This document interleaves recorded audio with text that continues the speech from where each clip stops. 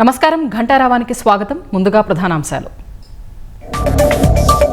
రెండో రోజు కాకాణి గోవర్ధన్ రెడ్డిని ప్రశ్నిస్తున్న పోలీసులు. తహసీల్దార్ కార్యాలయంలో రికార్డుల తారుమారుపై ఆరా.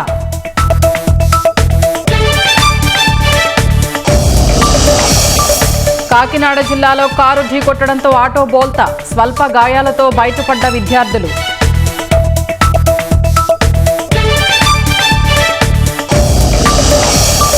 బీహార్ ఓటర్ల జాబితా సవరణపై పార్లమెంటులో ఆగని రగడ. విపక్షాల ఆందోళనతో లోక్సభ మరోసారి వాయిదా.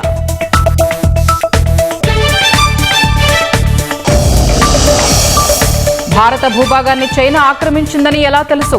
ఆధారాలు ఉన్నాయా అంటూ రాహుల్ను ప్రశ్నించిన సుప్రీంకోర్టు.